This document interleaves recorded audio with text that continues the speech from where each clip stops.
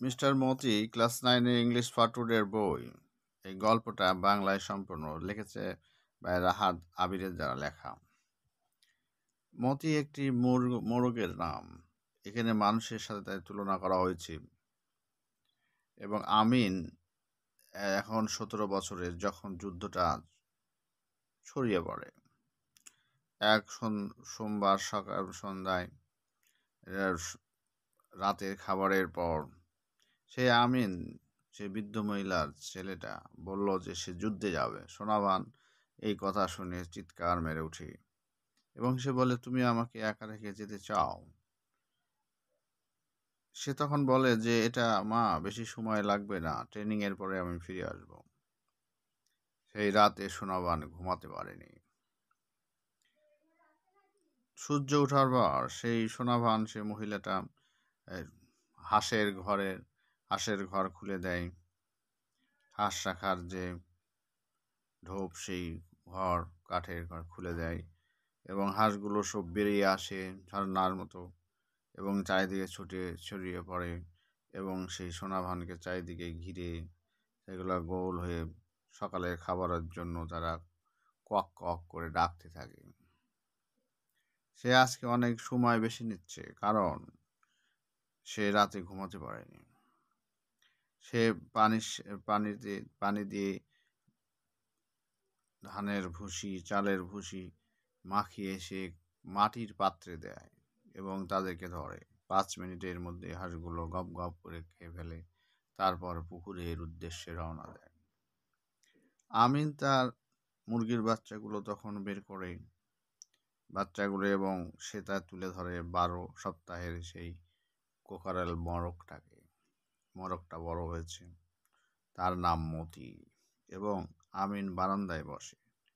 সেই ব্রেকফাস্টের সময়, সকালের নাস্তার সময় সে আর কোনো কথা বাড়ায় না। তার মায়ের সাথে কোনো কথোপকথন বলে না, কারণ সে লক্ষ্য করে তার মায়ের ফোলা ফোলা চোখ। সে জানে উল্লেখ না করে অন্য সাবজেক্টে অন্য দিকে দৃষ্টি দেয় এবং সে তার মোরগের খাওয়া দেখতে থাকে। আজকে হাটবার, তাই সোনাবান সবকিছু ব্যবস্থা করেছে। আমিন এগুলো নিয়ে বাজারে যাবে বিক্রি করতে। 2 ডজন ডিম, একটা বাদামের মোছা এবং একটি লাউ, এবং বাজার প্রায় 1 মাইল দূরে। আমিন তার রঙিন চকচকে শার্ট পরে লুঙ্গির উপরে এবং সে হুইসেল বাজাতে বাজাতে তার সেই মেঘাচ্ছন্ন সেই ঝাপসা আয়নাতে সে চুল আশ্রায় এবং বাস্কেটটা তার মাথার উপরে নিয়ে সে বলে, মা, আমি যাচ্ছি। সোনাবান দেখে, তাকিয়ে থাকে, তার ছেলে বাজারের দিকে যাচ্ছে। ছোট নদী পার হয়ে তাকে যেতে দেখে এবং প্রথমবার তার কাছে মনে হয় যে আমিন, তার ছেলে, বড় হয়েছে এবং তার মৃত পিতার যে উচ্চতা ছিল সেই উচ্চতায় পৌঁছেছে। তার বাপের মতোই লম্বা ঘাড় এবং সোজা হস্ত, কাঁধ। মুহূর্তের মধ্যে সোনাবান বুঝতে পারে যেটা তো যুদ্ধ নয়, এটা মনে করছে ফাইটিং আমিনের কাছে। তাই আমিন এই ফাইটিং মনে সে মুগ্ধ হয়েছে, আকর্ষিত হয়েছে ফাইটিংয়ে যেতে। এটাকে সে যুদ্ধ মনে করেনি। তার পিতার মতো সে ক্রেজি, উন্মত্ত ছিল বুল ফাইটিং, ষাঁড় লড়াই, কক ফাইটিং, মোরগ লড়াই, বোট রেসিং, নৌকাবাজে আসক্ত ছিল।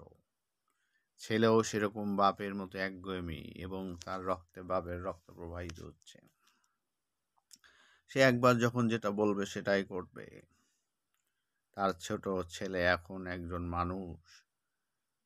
এই তো সেদিন 15 বছর যখন ওর বার্থডে, জন্মদিনে, সেদিনও প্রতিবেশীরা অভিযোগ করলো যে, এবং 2-3 জন অন্য গ্রামের প্রতিবেশী উপস্থিত হলো এবং বাড়িতে উঁকি মেরে দিয়ে বললো, এটা কি আমিনের বাড়ি? সোনাবান তখন দীর্ঘ নিঃশ্বাস ছেড়ে বলল, কি হয়েছে? তারা বলল, তোমার ছেলে খেজুরের রস চুরি করেছে এবং সব পাত্রগুলো খালি করে অন্য গাছে ঝুলিয়ে দিয়েছে।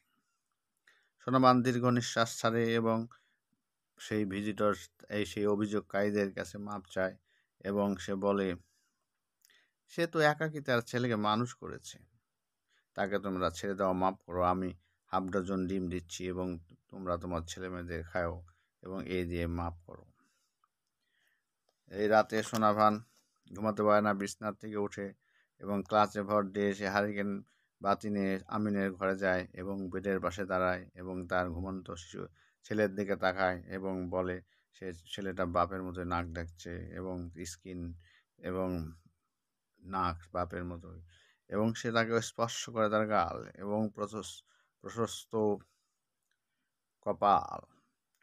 সে চায় যে চার ছেলেটার কাছে শুতে, যেমন ছোটবেলায় তাকে সে ঘুম পাড়িত আদর করে। একদিন বৃদ্ধ চকিদারের যুবতী ওয়াইফ আসলো এবং রোস্টারকে এবং বলল যে তোমার রোস্টার যেন আর কখনোই আমাদের বাড়িতে না যায়, এই মোরগটা কখনোই যেন আমাদের বাড়িতে না যায়, খুব জ্বালাচ্ছে। এবং সোনাভানো বলল যদি কি আমার বয় এই মতি এই মোরগটাই আমার ভালো, কেউ যদি তাকে হাত দেয় তার ফলাফল ভালো হবে না। সে মতিকে পরের দিন সমস্ত দিন বেঁধে রাখলো এবং তাকে দুঃখিত মনে হচ্ছিল এবং তার সেই মনে হচ্ছে তাকে ক্রুসিফাই করা হয়েছে, যীশু খ্রিস্টকে যেমন ক্রসবিদ্ধ করা হয়েছে মতিকে মনে হচ্ছে সেরকমভাবে আটকে রাখা হয়েছে।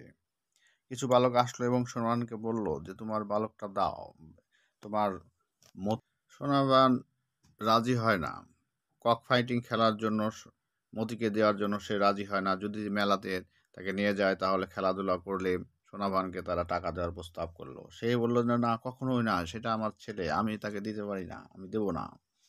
পরের দিন সকালে কোনো মতির কোনো সেই মরগের কোনো ডাক শোনা গেল না। তার বডিটা পাশে ডান পাশে শুয়ে আছে, রেস্ট নিচ্ছে মনে হচ্ছে, এবং যার ব্যাস্কেটের দিকে হেড ঠেস দিয়ে পড়ে আছে এবং চোখগুলো বন্ধ এবং তার রাজকীয় মাথাটা নুয়ে পড়ে আছে। মতির বাস্কেটটা তার কোলে নিয়ে সোনাভান নির্বাক হয়ে যায়, মশান লেশ হয়ে যায় নির্বাক, এবং সে মতিকে তার স্বামীর কবরের পাশে শুইয়ে দেয়, কবরস্থ করে, এবং সে দীর্ঘ নিঃশ্বাস ছাড়ে এবং সে আস্তে আস্তে খালি উঠানে ঘুরে বেড়াতে থাকে এবং খাঁটি বারান্দাতে সে ঘুরে বেড়ায় এবং হাহা করে এবং কোনো রকমের ক্রল দিয়ে হামাগুড়ি দিয়ে সে তখন চারিদিকে হাহা করে খালি উঠানে খালি ইয়েতে ঘুরে বেড়ায়।